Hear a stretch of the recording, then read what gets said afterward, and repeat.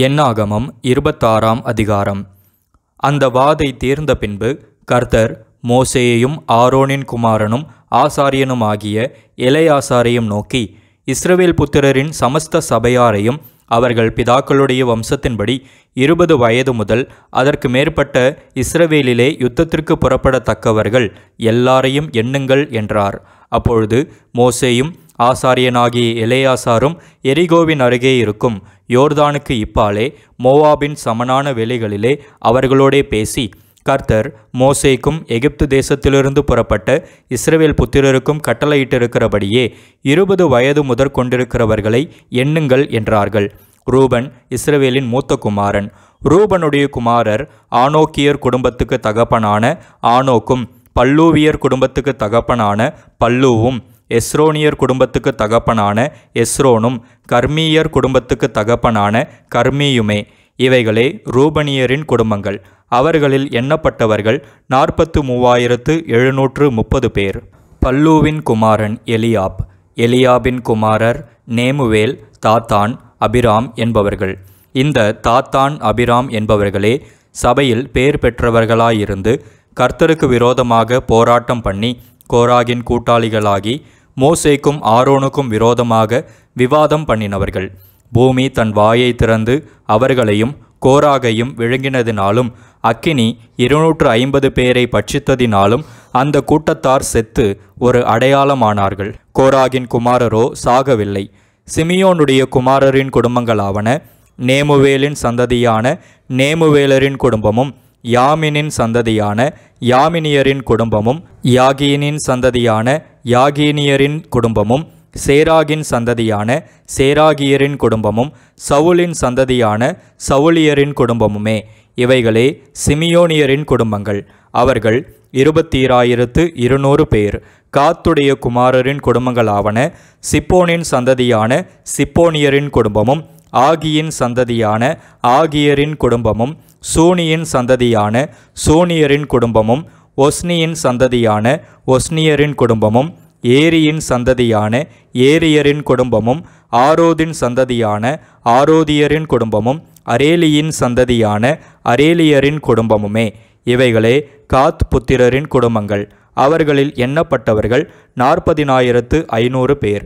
யூதாவின் குமாரர் ஏர், ஓனான் என்பவர்கள். ஏரும் ஓனானும் கானான் தேசத்தில் செத்தார்கள். யூதாவுடைய மற்ற குமாரரின் குடும்பங்களாவன: சேலாவின் சந்ததியான சேலாவியரின் குடும்பமும், பாரேசின் சந்ததியான பாரேசியரின் குடும்பமும், சேராவின் சந்ததியான சேராவியரின் குடும்பமுமே.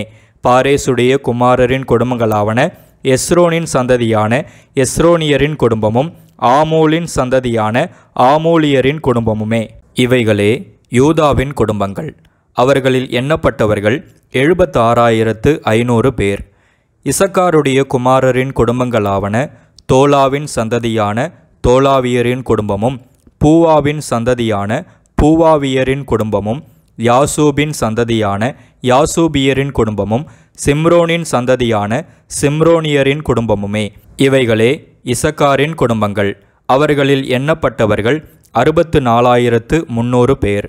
செபுலோனுடைய குமாரரின் குடும்பங்களாவன: சேரேத்தின் சந்ததியான சேரேத்தியரின் குடும்பமும், ஏலோனின் சந்ததியான ஏலோனியரின் குடும்பமும், யாலேயேலின் சந்ததியான யாலேயேலியரின் குடும்பமுமே. இவைகளே செபுலோனியரின் குடும்பங்கள். அவர்களில் எண்ணப்பட்டவர்கள் 60,500 பேர். யோசேப்புடைய குமாரரான மனாசே, எப்ராயிம் என்பவர்களின் குடும்பங்களாவன: மனாசேயினுடைய குமாரரின் குடும்பங்கள். மாகீரின் சந்ததியான மாகீரியரின் குடும்பமும், மாகீர் பெற்ற கீலேயாதின் சந்ததியான கீலேயாதியரின் குடும்பமும், கீலேயாத் பெற்ற ஈயேசேரின் சந்ததியான ஈயேசேரியரின் குடும்பமும், ஏலேக்கின் சந்ததியான ஏலேக்கியரின் குடும்பமும், அஸ்ரியேலின் சந்ததியான அஸ்ரியேலரின் குடும்பமும், சேகேமின் சந்ததியான சேகேமியரின் குடும்பமும், செமீதாவின் சந்ததியான செமீதாவியரின் குடும்பமும், ஏப்பேரின் சந்ததியான ஏப்பேரியரின் குடும்பமுமே. ஏப்பேரின் குமாரனான செலோப்பியாத்திற்கு குமாரர் இல்லாமல் குமாரத்திகள் மாத்திரம் இருந்தார்கள். இவர்கள் நாமங்கள் மக்லாள், நோவாள், ஒக்லாள், மில்காள், திர்சாள் என்பவைகள். இவைகளே மனாசேயின் குடும்பங்கள். அவர்களில் எண்ணப்பட்டவர்கள் 52,700 பேர். எப்ராஹிமுடைய குமாரரின் குடும்பங்களாவன சுத்தேலாகின் சந்ததியான சுத்தேலாகியரின் குடும்பமும், பெகேரின் சந்ததியான பெகேரியரின் குடும்பமும், தாகானின் சந்ததியான தாகானியரின் குடும்பமும், சுத்தேலாக் பெற்ற ஏரானின் சந்ததியான ஏரானியரின் குடும்பமுமே. இவைகளே எப்ராஹிம் புத்திரரின் குடும்பங்கள். அவர்களில் எண்ணப்பட்டவர்கள் 32,500 பேர். இவர்களே யோசேப்பு புத்திரரின் குடும்பங்கள். பென்யமீனுடைய குமாரரின் குடும்பங்களாவன பேலாவின் சந்ததியான பேலாவியரின் குடும்பமும், அஸ்பேலின் சந்ததியான அஸ்பேலியரின் குடும்பமும், அகிராமின் சந்ததியான அகிராமியரின் குடும்பமும், சுப்பாமின் சந்ததியான சுப்பாமியரின் குடும்பமும், உப்பாமின் சந்ததியான உப்பாமியரின் குடும்பமும், பேலா பெற்ற ஆரேதின் சந்ததியான ஆரேதியரின் குடும்பமும், நாகமானின் சந்ததியான நாகமானியரின் குடும்பமுமே. இவைகளே பென்யமீன் புத்திரரின் குடும்பங்கள்.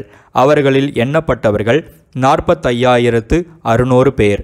தானுடைய குமாரரின் குடும்பங்களாவன சூகாமின் சந்ததியான சூகாமியரின் குடும்பமே. இவைகள் தானின் குடும்பம். சூகாமியரின் வம்சங்களில் எண்ணப்பட்டவர்கள் எல்லாரும் 64,400 பேர். ஆசேருடைய குமாரரின் குடும்பங்களாவன இம்னாவின் சந்ததியான இம்னாவியரின் குடும்பமும், இஸ்வியின் சந்ததியான இஸ்வியரின் குடும்பமும், பெரியாவின் சந்ததியான பெரியாவியரின் குடும்பமும், பெரியா பெற்ற ஏபேரின் சந்ததியான ஏபேரியரின் குடும்பமும், மல்கியேலின் சந்ததியான மல்கியேலியரின் குடும்பமுமே. ஆசேருடைய குமாரத்தியின் பேர் சாராள். இவைகளே ஆசேர் புத்திரரின் குடும்பங்கள். அவர்களில் எண்ணப்பட்டவர்கள் 53,400 பேர். நப்தலியினுடைய குமாரரின் குடும்பங்களாவன யாத்சியேலின் சந்ததியான யாத்சியேலியரின் குடும்பமும், கூனியின் சந்ததியான கூனியரின் குடும்பமும், எத்செரின் சந்ததியான எத்செரியரின் குடும்பமும், சில்லேமின் சந்ததியான சில்லேமியரின் குடும்பமுமே. இவைகளே நப்தலியின் குடும்பங்கள். அவர்களில் எண்ணப்பட்டவர்கள் 45,400 பேர். இஸ்ரவேல் புத்திரரில் எண்ணப்பட்டவர்கள் 6,01,730 பேராயிருந்தார்கள். கர்த்தர் மோசேயை நோக்கி, இவர்களுடைய பேர்களின் லக்கத்திற்கு தக்கதாய் தேசம் இவர்களுக்கு சுதந்திரமாக பங்கிடப்பட வேண்டும். அநேகம் பேருக்கு அதிக சுதந்திரமும் கொஞ்சம் பேருக்கு கொஞ்ச சுதந்திரமும் கொடுப்பாயாக.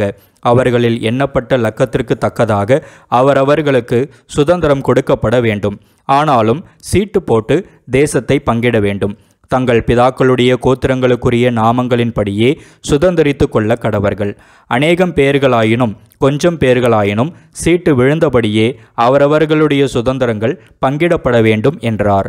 எண்ணப்பட்ட லேவியரின் குடும்பங்களாவன கெர்சோனின் சந்ததியான கெர்சோனியரின் குடும்பமும், கோகாத்தின் சந்ததியான கோகாத்தியரின் குடும்பமும், மெராரியின் சந்ததியான மெராரியரின் குடும்பமும், லேவியின் மற்ற குடும்பங்களாகிய லிப்னியரின் குடும்பமும், எப்ரோனியரின் குடும்பமும், மகளியரின் குடும்பமும், மூசியரின் குடும்பமும், கோராகியரின் குடும்பமுமே.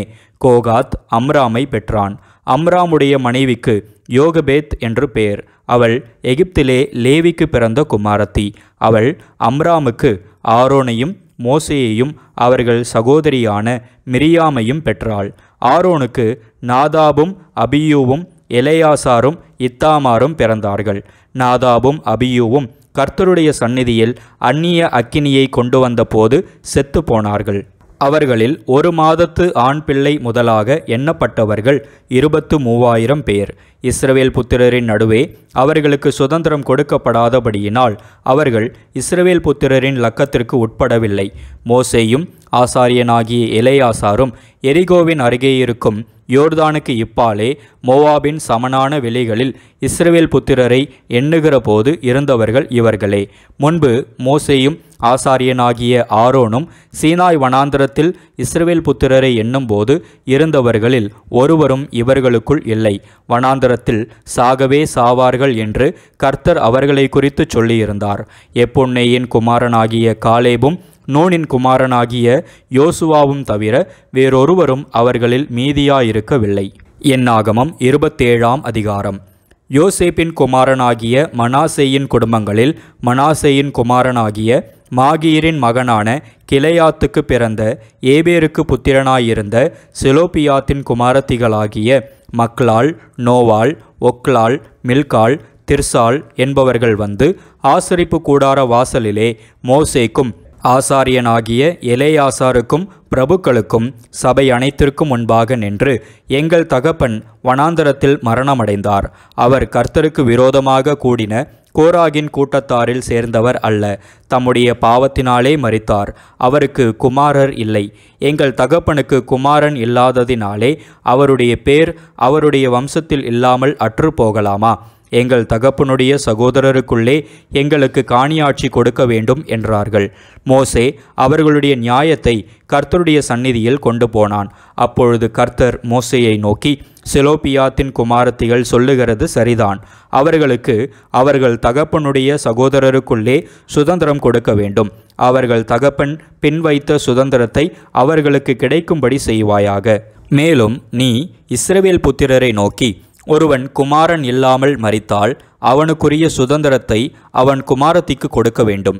அவனுக்கு குமாரத்தியும் இல்லாதிருந்தால் அவனுக்குரிய சுதந்திரத்தை அவன் சகோதரருக்கு கொடுக்க வேண்டும். அவனுக்கு சகோதரரும் இல்லாதிருந்தால் அவனுக்குரிய சுதந்திரத்தை அவன் தகப்பனுடைய சகோதரருக்கு கொடுக்க வேண்டும். அவன் தகப்பனுக்கு சகோதரர் இல்லாதிருந்தால் அவனுக்குரிய சுதந்திரத்தை அவன் வம்சத்திலே அவனுக்கு கிட்டின உறவின் முறையானுக்கு சுதந்திரமாக கொடுக்க வேண்டும். இது கர்த்தர் மோசேக்கு கட்டளையிட்டபடியே இஸ்ரவேல் புத்திரருக்கு நியாய விதி பிரமாணமாய் இருக்க கடவது என்று சொல் என்றார். பின்பு கர்த்தர் மோசேயை நோக்கி, நீ இந்த அபாரீம் மலையில் ஏறி நான் இஸ்ரவேல் புத்திரருக்கு கொடுத்த தேசத்தை பார். நீ அதை பார்த்த பின்பு உன் சகோதரனாகிய ஆரோன் சேர்க்கப்பட்டது போல நீயும் உன் ஜனத்தாரிடத்தில் சேர்க்கப்படுவாய். சபையார் வாக்குவாதம் பண்ணின சீன் வனாந்தரத்தில் தண்ணீருக்கு அடுத்த விஷயத்தில் அவர்கள் கண்களுக்கு முன்பாக என்னை பரிசுத்தம் பண்ண வேண்டிய நீங்கள் என் கட்டளையை மீறினீர்களே என்றார். இது சீன் வனாந்தரத்தில் காதேஸ் ஊர் அருகே உண்டான மேரிபாவின் தண்ணீருக்கு அடுத்த காரியமே. அப்பொழுது மோசே கர்த்தரை நோக்கி, கர்த்தருடைய சபை மேய்ப்பனில்லாத மந்தையைப் போல் இராதபடிக்கு அந்த சபைக்கு முன்பாக போக்கும் வரத்துமாய் இருக்கும்படிக்கும் அவர்களை போகவும் வரவும் பண்ணும்படிக்கும் மாம்சமான யாவருடைய ஆவிகளுக்கும் தேவனாகிய கர்த்தர் ஒரு புருஷனை அவர்கள் மேல் அதிகாரியாக ஏற்படுத்த வேண்டும் என்றான். கர்த்தர் மோசேயை நோக்கி, ஆவியை பெற்றிருக்கிற புருஷனாகிய யோசுவா என்னும் நூனின் குமாரனை நீ தெரிந்து கொண்டு அவன் மேல் உன் கையை வைத்து அவனை ஆசாரியனாகிய எலேயாசாருக்கும் சபை அனைத்திற்கும் முன்பாக நிறுத்தி அவர்கள் கண்களுக்கு முன்பாக அவனுக்கு கட்டளை கொடுத்து, இஸ்ரவேல் புத்திரராகிய சபையார் எல்லாரும் அவனுக்கு கீழ்ப்படியும்படிக்கு உன் கணத்தில் கொஞ்சம் அவனுக்கு கொடு. அவன் ஆசாரியனாகிய எலேயாசாருக்கு முன்பாக நிற்க கடவன். அவன் நிமித்தம் அந்த ஆசாரியன் கர்த்தருடைய சன்னிதானத்தில் வந்து ஊரீம் என்னும் நியாயத்தினாலே ஆலோசனை கேட்க கடவன். அவருடைய கட்டளையின்படியே அவனும் அவனோடே கூட இஸ்ரவேல் புத்திரராகிய சபையார் எல்லாரும் போகவும் அவருடைய கட்டளையின்படியே வரவும் வேண்டியது என்றார். மோசே தனக்கு கர்த்தர் கட்டளையிட்டபடியே யோசுவாவை அழைத்து கொண்டு போய் அவனை ஆசாரியனாகிய எலேயாசாருக்கும் சபை அனைத்திற்கும் முன்பாக நிறுத்தி அவன் மேல் தன் கைகளை வைத்து கர்த்தர் தனக்கு சொன்னபடியே அவனுக்கு கட்டளை கொடுத்தான்.